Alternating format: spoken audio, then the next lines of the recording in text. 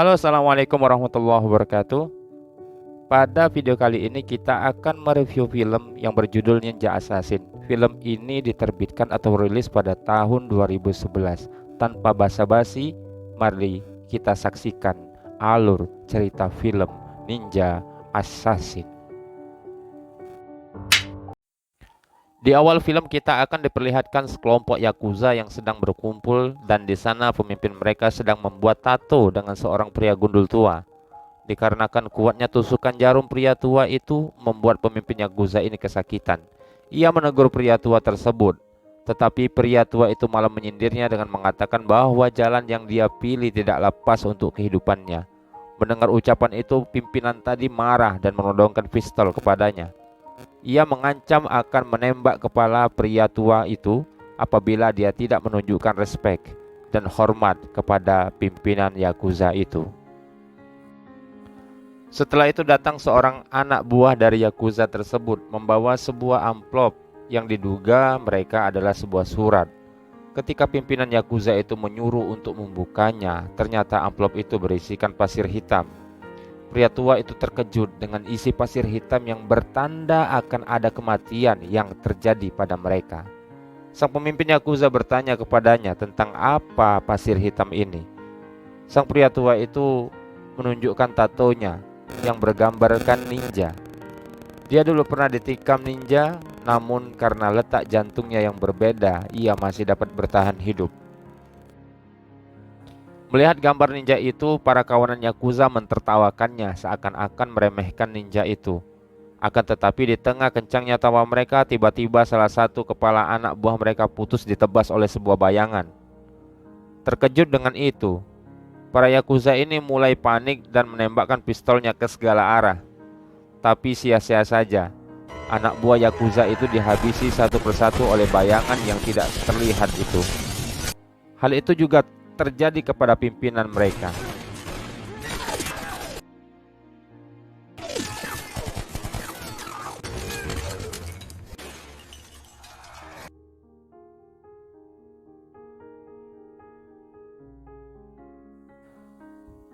Sang pria tua gundul itu melihat jelas sosok ninja yang datang di hadapannya, dan ia mengatakan kepada ninja itu bahwasannya dia sudah menceritakannya selama 57 tahun, akan tetapi mereka yang mendengarnya tidak mempercayainya. Tanpa banyak bicara, ninja itu juga menebas lelaki tua itu. Wanita ini bernama Mika, seorang analisator kasus pembunuhan, dan ini adalah Rian, seorang agen Europol. Mereka berdua bekerja sama dalam mengungkap kasus pembunuhan yang dilakukan oleh sebuah klan yang bernama Ozuno. Mika sangat penasaran tentang kebenaran klan Pasir Hitam yang konon menjadi langganan para politisi untuk membunuh saingan politiknya. Bentuk kerja kerasnya mencari informasi adalah dengan mendatangi seorang wanita yang suaminya menjadi korban pembunuhan ninja beberapa bulan yang lalu. Di sana ia mendapatkan sebuah informasi dan bukti rekaman perkelahian ninja dengan seorang lelaki yang juga seperti ninja, namun tidak menggunakan topeng.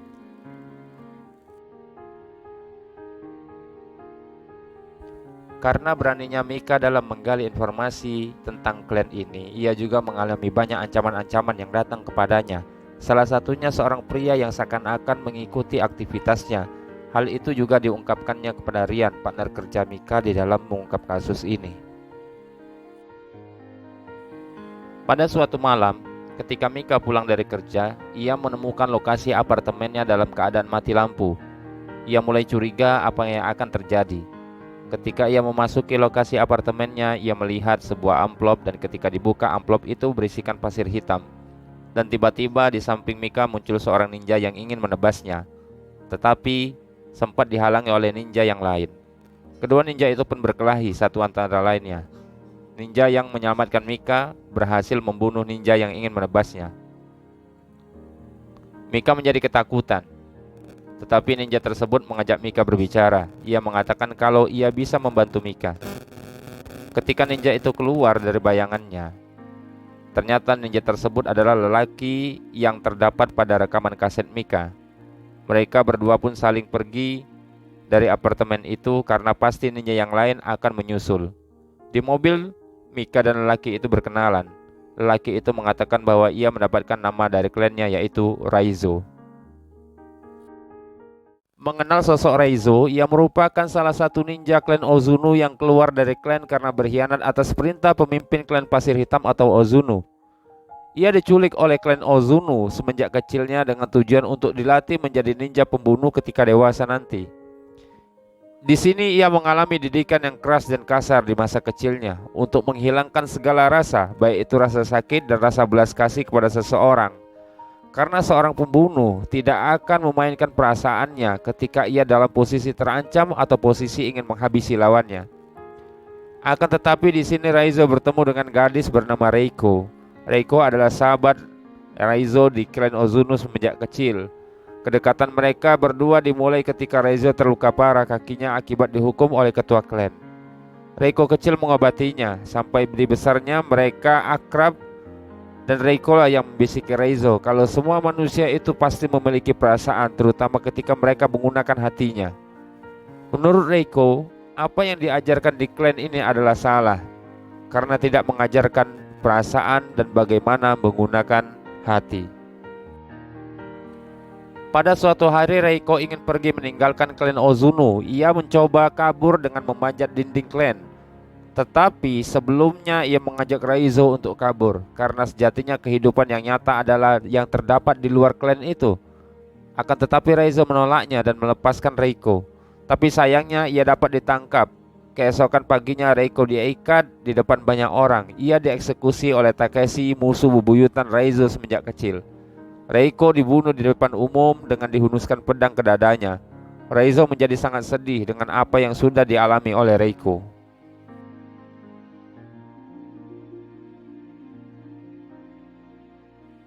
Awal pengkhianatan Raizo bermula dari ketika ia disuruh pertama kali membunuh seseorang yang menggunakan jam emas.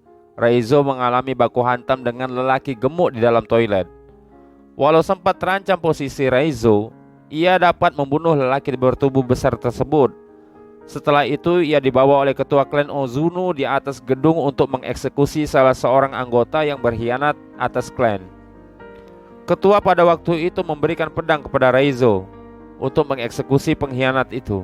Namun Raizo menjulurkan senjata kusarigamanya dan langsung melayangkannya kepada wajah ketua klan yang membuat matanya buta.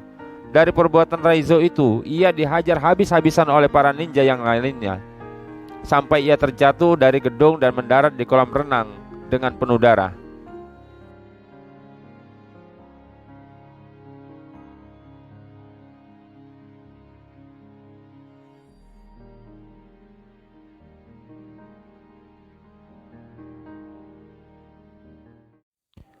Oke, sekarang kita kembali kepada Mika dan Raizo. Setelah mereka keluar dari apartemen tadi, mereka langsung pergi ke sebuah tempat di mana Mika menghubungi rekan Europolnya, yaitu Rian. Sampai di tempat yang ditentukan Rian, tiba-tiba Raizo disergap oleh pasukan Rian. Raizo ditangkap dan diikat sampai tidak bisa bergerak. Raizo dibawa ke sebuah gudang di mana di sana sudah banyak pasukan yang bersiap-siap untuk menanti ninja yang akan datang mengambil Raizo. Ternyata siasat Rian ini adalah untuk menggunakan Raizo sebagai umpan. Mika kesal dengan perlakuan Rian atas Raizo dan dia protes apa yang telah dikerjakan oleh Rian. Raizo yang dalam keadaan terikat bisa merasakan datangnya ninja-ninja yang akan membawa Raizo. Para pasukan yang berjaga pun tidak kuasa melawan ninja-ninja itu. Mereka satu persatu dihabisi oleh para ninja yang tidak terlihat di tempat gelap. Raizo menjadi panik. Ia berteriak kepada Mika agar Mika melepaskan ikatannya. Mika berusaha keras untuk membukakan ikatan dan membawakan senjata Raizo. Hampir saja salah seorang ninja yang datang kepada Raizo akan menebasnya. Akan tetapi ikatan Raizo dapat terlepas ketika itu, dan ia pun langsung melakukan perlawanan dengan ninja-ninja itu.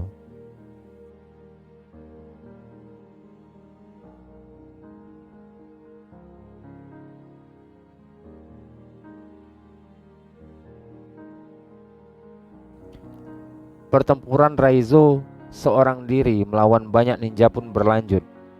Raizo di sini mengalami luka yang banyak dan serius. Ia kejar-kejaran dengan sekelompok ninja yang mengejarnya. Sampai di tengah jalan, Takeshi menemukan Raizo dan ia ingin memenggalnya. Akan tetapi tiba-tiba datang Mika yang mengendarai mobil dan menabrak Takeshi. Raizo pun dapat dibawa oleh Mika untuk menjauh dari ninja-ninja itu.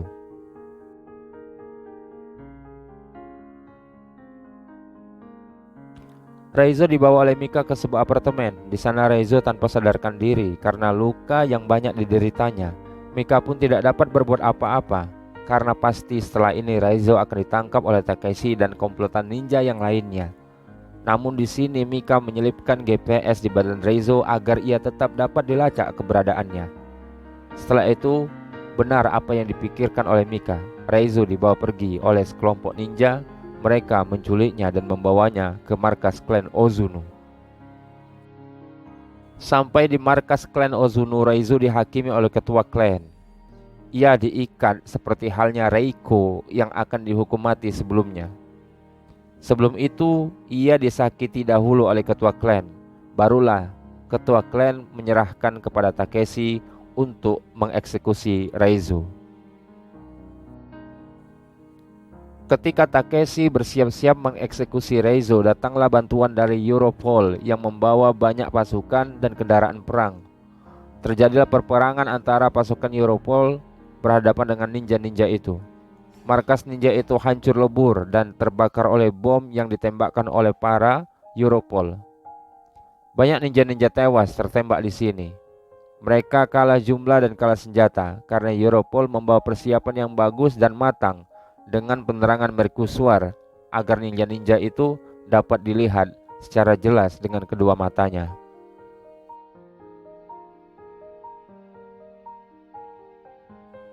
Di sisi lain, Raizo bertarung dengan ninja-ninja lainnya di dalam ruangan yang sudah terbakar. Satu persatu dihabisi oleh Raizo. Tinggallah Takeshi sendirian yang memang ingin membunuh Raizo. Tapi di sini Raizo dapat mengatasi Takeshi dan Takeshi pun terbunuh di tangan Raizo.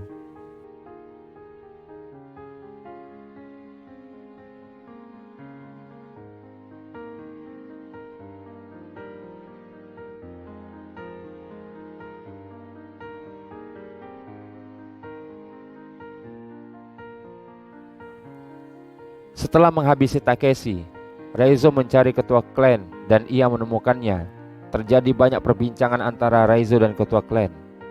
Hal ini langsung disambung dengan duel samurai antara mereka berdua. Awalnya Raizo kewalahan menghadapi ilmu menghilang ketua klan. Ia tersungkur. Ketika Raizo dalam posisi terjepit, datanglah Mika yang ingin menolong Raizo. Mika menembak beberapa kali ke arah ketua klan itu. Akan tetapi di sini malah Mika terluka. Ia ditusuk oleh ketua klan di bagian jantungnya dan ia pun tidak sadarkan diri. Melihat itu Raizo mengamuk. Ia tiba-tiba menghilang dari hadapan ketua klan. Ketua klan menjadi panik karena Raizo dapat menerima gerakannya. Dengan tak terlihat Raizo menghabisi ketua klan itu. Ia membunuhnya secara brutal dengan menancapkan samurai pada badan ketua klan itu. Ketua klan itu pun tewas seketika.